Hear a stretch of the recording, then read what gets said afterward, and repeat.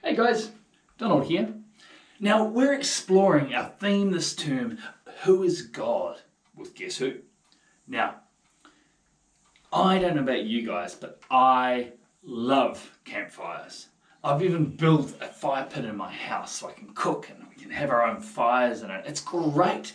And you can cook marshmallows. You can just sit there for hours looking at the flames. I love fire. And I love doing it with people around us. But the person we're going to explore today and the story we're going to hear, he was sitting around a fire with some of his friends, but it wasn't a very good time for him. See, the guy's name was Job. I know, weird name. But Job was basically incredibly wealthy in the day. It would kind of like, if he was alive today, he would be in the NBR rich list, or he would have enough money to fund one of the America's Cup boat syndicates. He was wealthy and he was successful. But something had happened. He was sitting there with his three closest friends, and he was enduring them trying to tell him all the things he must have done wrong. Because you see, he had lost everything. His family, they had passed away. They had all his livestock, which is money and success, stolen, killed, removed. He had nothing. And to make it worse, he had sores all over his body. It was driving him insane. He just wanted to itch. It's like, if you ever had chicken pox, it's like that. You just want to scratch. Don't scratch, bad. But you just want to... It says he even got a bit of broken pottery to try and scratch these sores that had opened up. So his friends had come around, putting him on the other side of the fire. They didn't want to get too close to him. But they had put him there, sitting down, and they were trying to tell him that he must have offended God for God to cause all these bad things to happen to him. And he said, again and again, he said, I haven't done anything. I trust God. I love God, but I don't know why this stuff's happened. Like, I don't know why he's done it, but I'm not offended him. I've not done any bad sin. I haven't done anything. I don't understand. Why is this happening? And his friends, you must have. Because back then, to lose everything you owned, people assumed you had done something really bad. And so he was humiliated because everyone was talking, Job must have sinned hard out. He must have been so bad that God punished him for this. They must have. And so they kept telling him, you have. So Job was sitting there around this fire, humiliated, scratching, thinking how everything he had, success, friends, money, all gone, taken from him in the matter of weeks. And he's feeling pretty sorry for himself, understandably so. But he still said, I trust God. And one of his friends even said to him, oh goodness. He told the other guys off and said, look, God's God. He'll do what he does. He's allowed to do whatever he wants. He's God. Come on. If he's chosen to hurt Job here with all the stuff that's happened, that's up to God. Who are we to say that? Job looked at him like, what?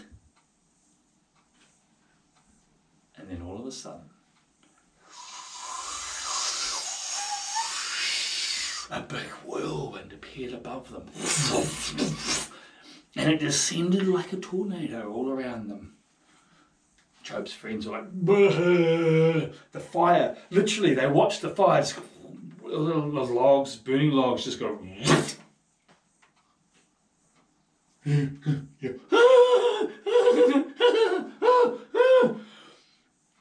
And it descended all the way down this huge spinning vortex of air. The noise, and all of a sudden the noise was silent. And this voice spoke out. Everyone was like, huh? But as Job's friends thought, oh, this is it. God's gonna get Job. Job, we're sorry, buddy, but you've obviously done something wrong. And Job's other friend was like, guys, it's just God. He's gonna do what he's gonna do, And the voice came out. It started with, I've got some questions for you guys. They were, Job was like, I didn't say that.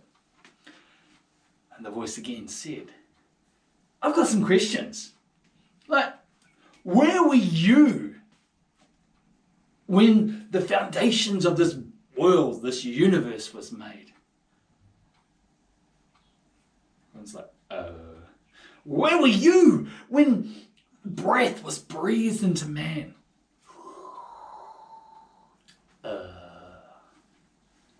Who are you? Have you seen the behemoth? Now, here's the thing, guys. How the behemoth is described in the Bible sounds awfully like a dinosaur. I don't know many animals that have got meet that description, like a huge tail that sways like a tree. I don't know many animals that have that, but how it's exclaimed sounds awfully like a dinosaur. Have you caught a leviathan? Have you seen it? And all these other animals, all these other things.